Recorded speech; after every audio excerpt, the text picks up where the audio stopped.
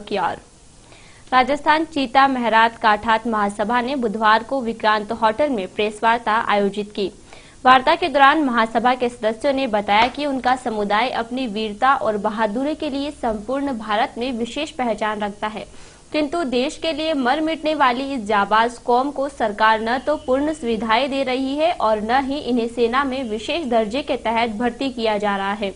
इन्हीं समस्याओं के विरुद्ध अपने अधिकारों की लड़ाई के लिए राजस्थान का चीता महरात काठात समुदाय ने बुधवार को प्रेस वार्ता का आयोजन रखा। इस दौरान महासभा के सचिव प्रोफेसर जलालुद्दीन काठात का कहना है कि अजमेर तथा ब्यावर क्षेत्र में रहने वाला यह समुदाय अपनी वीरता के लिए जाना जाता है और इस समुदाय के लिए लोगों ने आजादी की लड़ाई में अपने प्राण न्योछावर कर दिए, किंतु इस मार्शल कौम की वफादारी व बहादुरी के बावजूद सरकार ने सेना में भर्ती का विशेष अधिकार छीन लिया है। साथ ही समुदाय के छात्रों व लोगों को सरकार द्वारा अल्पसंख्यक मानने के बावजूद विशेष अधिकारों से वंचित रखा जा रहा है। इसलिए महासभा ने 28 अप्रैल को अधिकार अधिवेशन रखने का फैसला लिया, जिसमें समाज की समस्याओं के निराकरण हेतु विशेष निर्णय किए जाएंगे।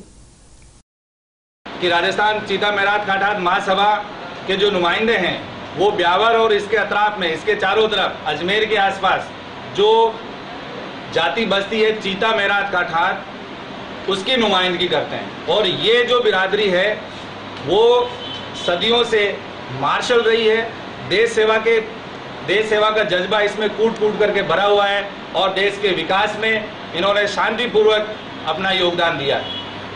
लेकिन अफसोस दर अफसोस यह है कि हमारी जो छोटी छोटी मांगे, हमारे छोटे छोटे जो अधिकार है, जो फंडामेंटल राइट है, उसके लिए हमारे को संघर्ष करना पड़ रहा है। 1983 में माननीय इंदिरा गांधी जो कि भारत की प्रधानमंत्री थी, उनसे हमारे समाज का डेलीगेशन मिला और उनके सामने ये परिवेदना रखी कि राजस्थान की एक अन्य मार्शल जाति कायम खानी है और उसको सेना में विशेष दर्जा प्राप्त है, उसकी भर्ती में विशेष सुविधाएं दी गई है।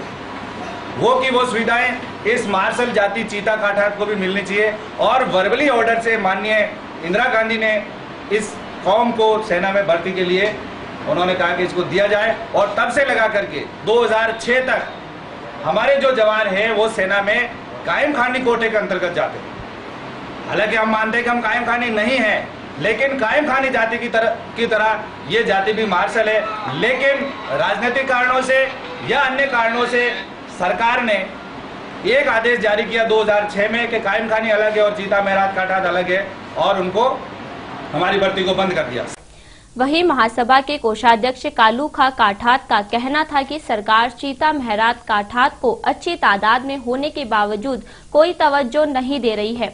अब तक महासभा ने शांतिपूर्ण तरीके से अपनी समस्याएं सरकार के सामने रखी, लेकिन सरकार द्वारा सुनवाई न किए जाने के कारण अब विधानसभा में इस समुदाय के प्रत्याशी खड़े किए जाएंगे तथा सरकार को उनकी अनदेखी करने पर करारा जवाब दिया जाएगा। हमने डेलीगेशन दिए, शांतिपूर्वक हमने मिलकर के गवर्नमेंट से, सरकार से और पार्टी से सब किया, लेकिन आज तक उसका कोई नतीजा हासिल नहीं हुआ है।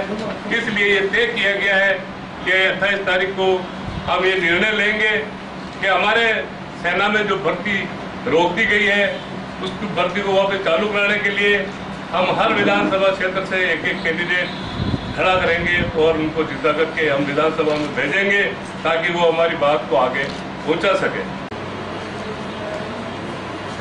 अल्पसंख्यक का जो लाभ मिलना है, सरकार कल्याणकारी योजनाएं निकालती है अल्पसंख्यकों के लिए, परंतु हमारे समाज के नवयुवक उससे वंचित रह रहे हैं। एक ओबीसी का बहाना बनाकर, जबकि ओबीसी एक जाति विशेष है। धर्म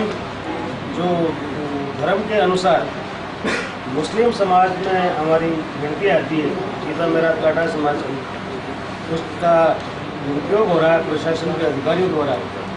इस मौके पर अजमेर से आए रुस्तम भाई ने विचार व्यक्त करते हुए बताया कि इस समुदाय का देश की आजादी में विशेष योगदान होने के बावजूद इस समाज के अधिकारों के प्रति अनदेखी की जा रही है।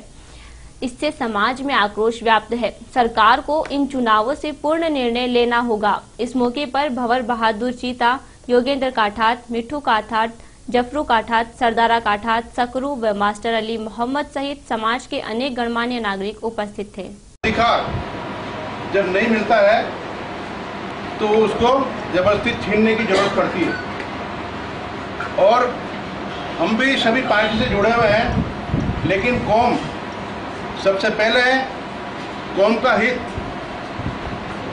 सबसे पहले, उसके बाद में कोई राजनीतिक पार्टियां या अन्य पार्टियां या अन्य पद।